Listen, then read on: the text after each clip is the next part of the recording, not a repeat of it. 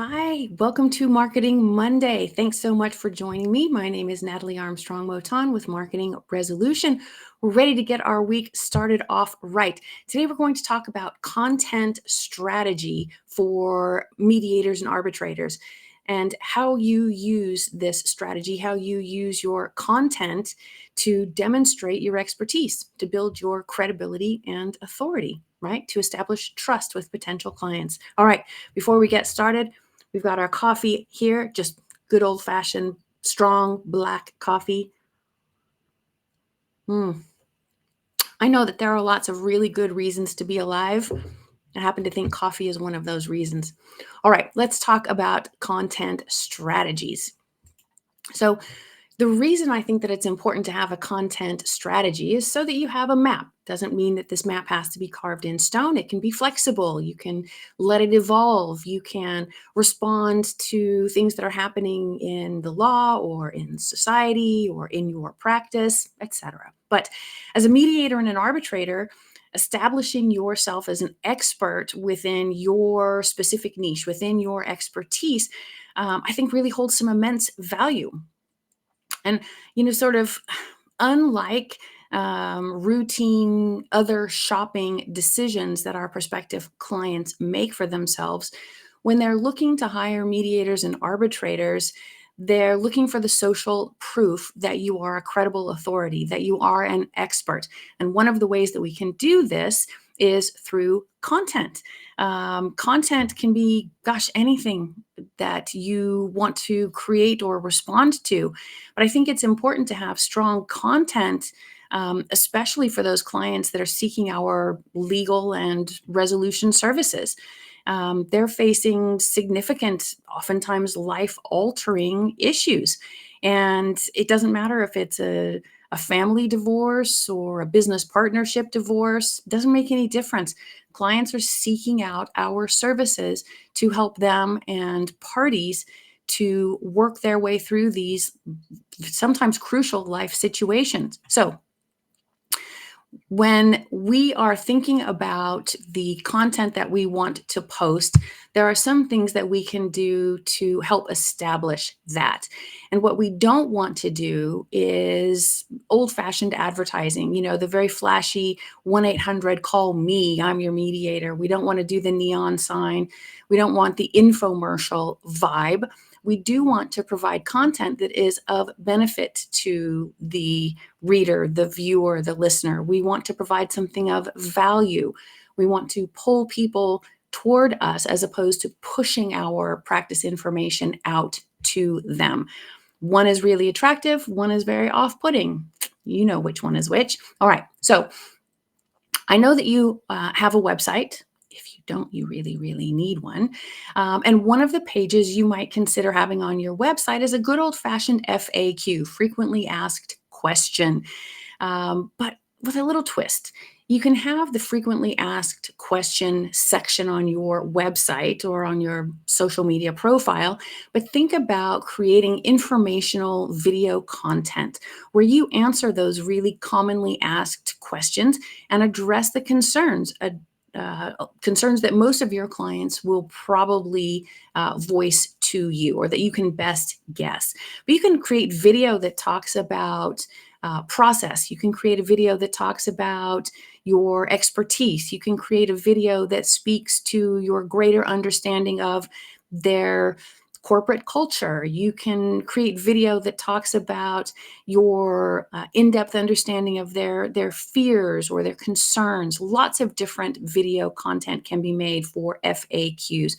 But what this does is really highlight how well you know your position as a neutral and how much you understand their position as clients or parties.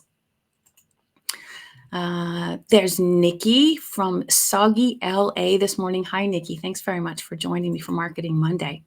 All right, so using video for FAQ, it does a couple of things. One, it proves that you really are a credible authority, that you're an expert. It does give you great content. It does also highlight your ability to use modern technology to communicate, really important. But I think one of the greatest values that video has for us as business people in the resolution industry is that it lets our clients get to know us. They see our faces, they hear our voices, they know what we look like. It's easier for them to approach us at a networking event in future, for example. But video is a great way for us to be sort of face to face, even though it's not personal, face to face with our prospective clients. Another great form of content, in my opinion, and it follows these same lines, is by creating content for your ADR practice that is a blog, a vlog, a podcast. You can develop posts that really offer practical insight and valuable information that is relevant, valuable, or beneficial to your primary target market or sources of referral. You can address the questions, like I just mentioned in the FAQs. You can dissect current events, always remaining neutral, of course. You can provide tips or advice. You can give legal updates, lots of different content. But this kind of content, again, demonstrates your knowledge and your willingness to support your industry and your clients. Super important. And another form of content that I think is worth considering is providing specialized reports or guides, workbooks.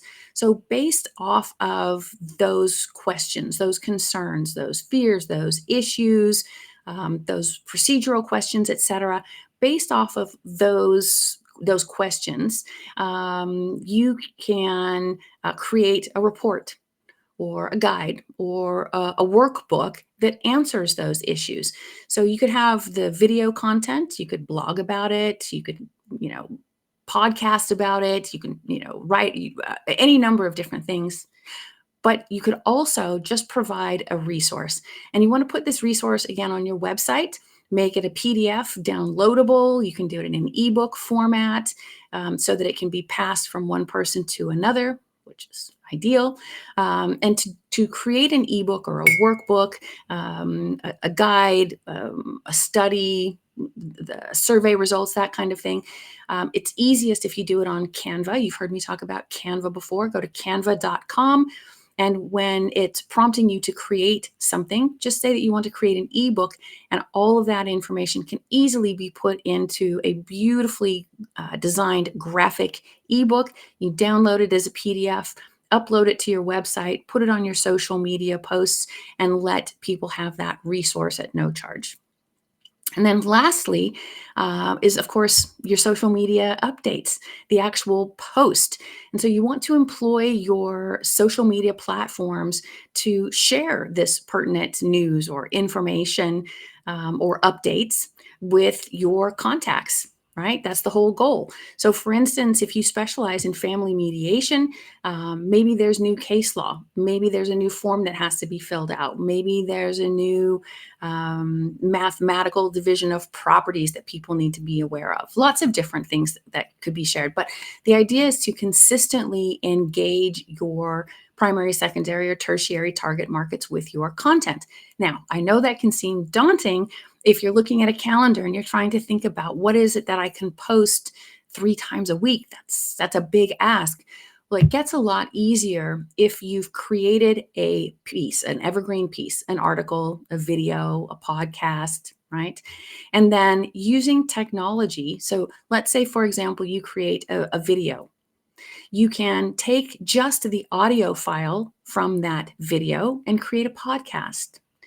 You could also, using any number of apps, convert that video into a transcript, into article form, and publish the article version of it. So you really only create one piece of content, but you can reuse it, you can upcycle it on various different platforms using different forms of media, video, podcasts, or the written word.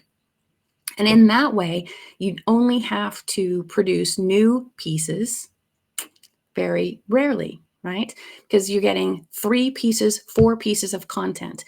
Even better, about once per quarter, you can reuse the content that you posted. So if you posted a video the first week of January, you can post that same content in February as a podcast. Post that same content information in March as an article. And then when April rolls around, you can re-release the original video and you can keep your content rolling so that you don't have to create new content all the time. And the reason is because when you put a post, for example, on LinkedIn, you're reliant on your contacts logging into LinkedIn on that day at that time to see that post.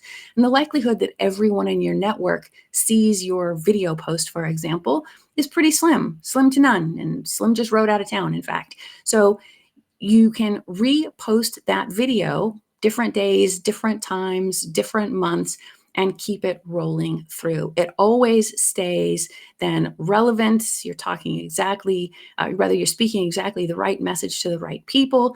And that's how you create content that really lasts. You want to work smarter, not harder. And if you need any help with creating a content marketing strategy, feel free to reach out. Let me know in the comments that you need help, and I'll be more than happy to set up a meeting with you.